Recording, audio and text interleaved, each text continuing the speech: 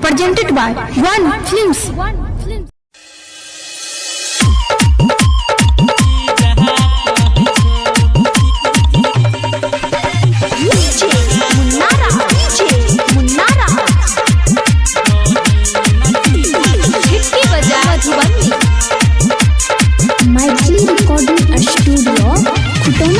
बीतल बात सब महारागे बहिन तोहर मन पारै छ।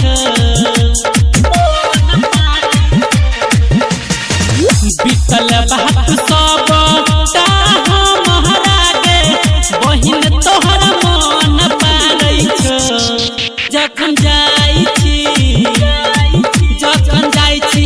हम तोरा के टोला बहिन तोहर जहाँ कहै छ। जखन जाइ छी हम तोरा के टोला बहिन जहाँ कहै छ।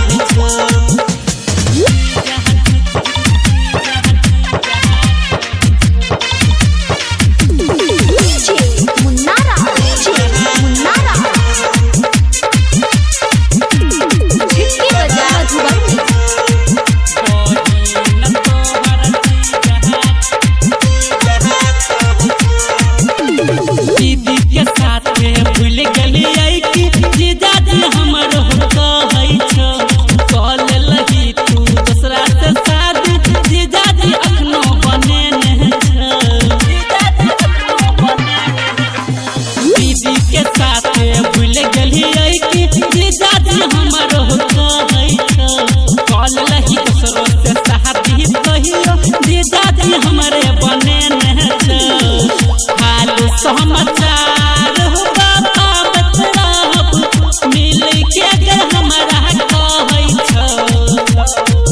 हाल समाचार बताबत रहब मिल के हमरा कहै छ। जखन जाइ छी हम तोरा के टोला बहिन तोहर जहाँ कहै छ। जखन जाइ छी हम तोरा के टोला बहिन जहाँ कहै छ।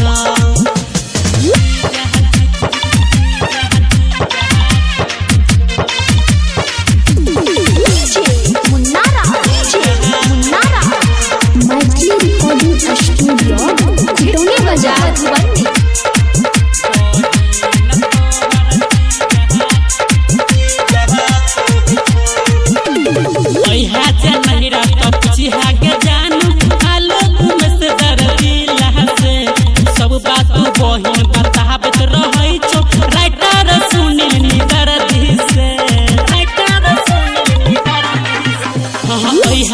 नहिरा कपचिहा के जानू हाल से दर्दी से। सब बात बहिन बताबत रहै छौ राइटर सुनील निदर्दी से। याद तोहर दिलवाई के गई मन के हमरा दुखबै छ। याद तोहर दिलवाई के गई मन के हमरा दुखबै छ। जखन